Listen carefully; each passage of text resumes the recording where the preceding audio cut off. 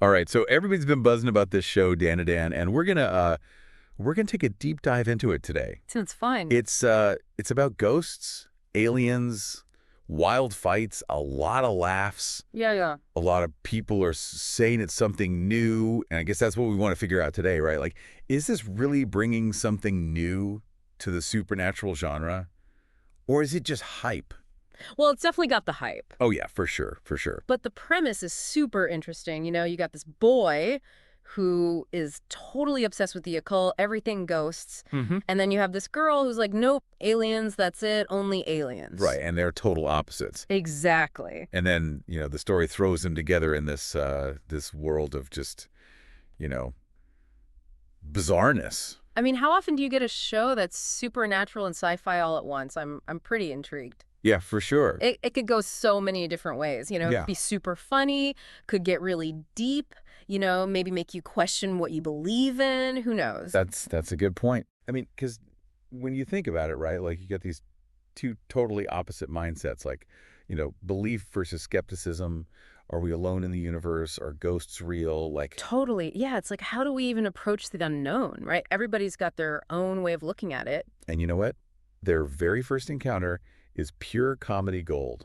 Oh, I heard about that, yeah. He's trying to prove that ghosts are real, Mhm. and she's just like, nope, aliens. I got proof, aliens. Hmm. And they get into this big argument about what's real and what's not.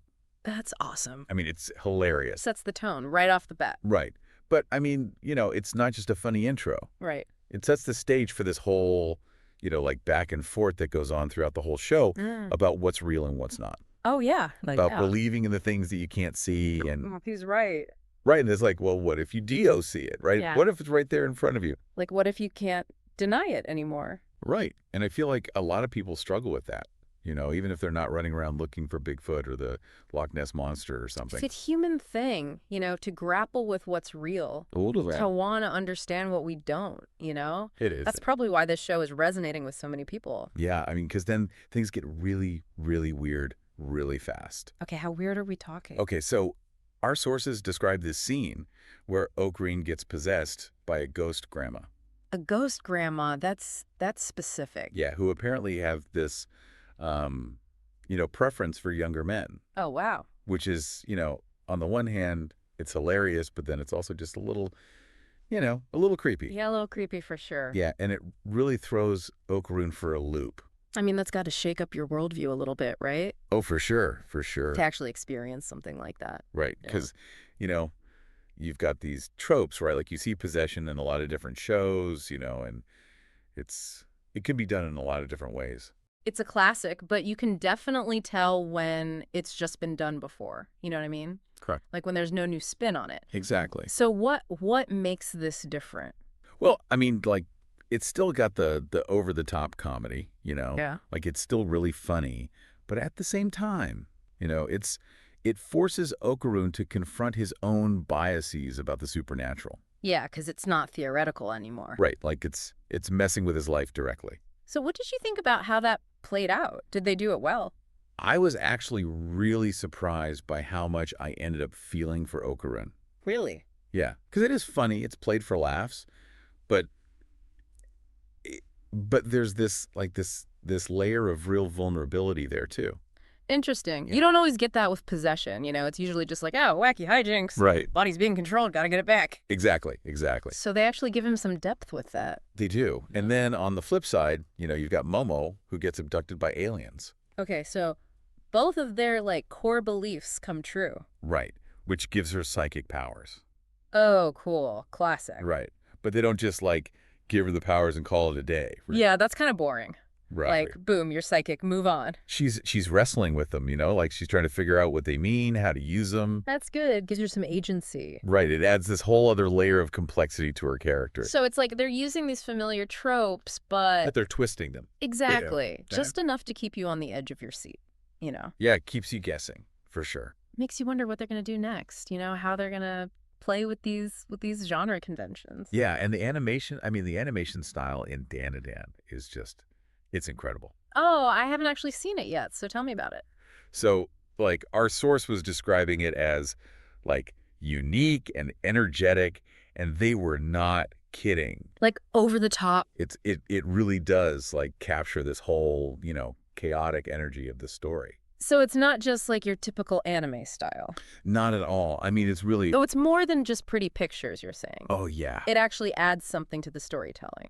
it does. It reflects like the tone and the pacing. Like it's got these really rapid shifts and the expressions are exaggerated and there's these bursts of color and it's just like boom. So it mirrors what's happening in the story, the supernatural stuff, the sci-fi stuff.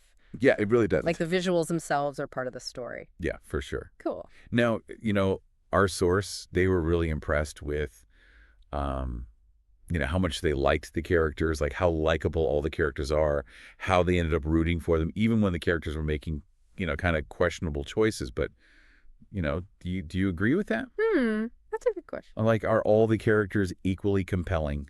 I think Dandadan does a fantastic job of making its, like, main characters, Okaroon and Momo, Yeah. relatable. I mean, really relatable, but I don't know if I'd say all the characters are, like, equally well-developed. That's fair. Yeah. Some of the side characters, they can feel a little one-dimensional sometimes, like they're just there for comic relief or to move the plot along. I can see that. But the thing that the show does really, really well is it grounds these like really out there elements, the ghosts and the aliens Right. in this world that feels familiar. Right. It's relatable. Yeah, like you see the characters dealing with school drama, with family stuff, Oh, totally. with their friendships, just normal teenage problems. Yeah. And it makes all the crazy supernatural stuff feel, I don't know, like more believable somehow. Like it could actually happen. Right. Yeah. Even though it's totally bonkers, but it makes you think like, "Oh, maybe there's more to my town than I realize," Totally. Because it's not just about fighting monsters and, cracking jokes. It's about, like how these characters are just trying to figure out life, like, as a teenager. Which, to be fair, is pretty weird even without aliens and ghosts. It is. It's really, it's relatable. Even if you've never, seen a UFO or a ghost. Exactly. And then the world building on top of that, like they take this normal, seemingly ordinary town Yeah. and they're like, but under the surface, Right. there's this hidden layer of the bizarre, the supernatural, the extraterrestrial. Like, your town might have secrets too. Yeah, that's a good point. That is a little unsettling to think about, isn't it? It's like, what's going on that I don't know about? What's just around the corner? Right, right. So, I mean, I think we've unpacked the humor, the action, we've talked about the heart. Mm-hmm. But, back to our original question, like, does Dandadan really live up to all the hype? Is it really a fresh take on, the supernatural? Well, I always hesitate to say something is definitively fresh. It's like what's fresh to one person, right, might be totally played out to someone else. Totally. But I do think that Dandadan succeeds because it's just so weird. It is weird. And it embraces that, it throws ghosts and aliens together. It makes you laugh and it still makes you care about what happens to these characters. Oh, there you go. Yeah. So, I mean, whether it lives up to the hype for you specifically, that's something you got to discover for yourself. That's a good point. Yeah. Get in there, see what you think. And as you watch, Dandadan, Mm-hmm. I want you to think about this, okay? Like, what does the show say about how we deal with the unknown in our own lives? Mm-hmm. Do we cling to our beliefs even when, things are challenging those beliefs?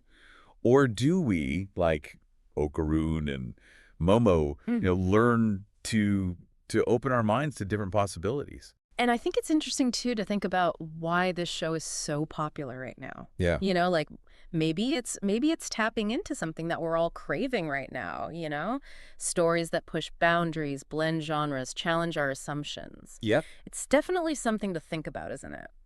It is. It is. Well, you know what? On that note, Mm-hmm. I think that's our deep dive into Dandadan for today. It was a good one. Thanks for joining us. Thanks for having me.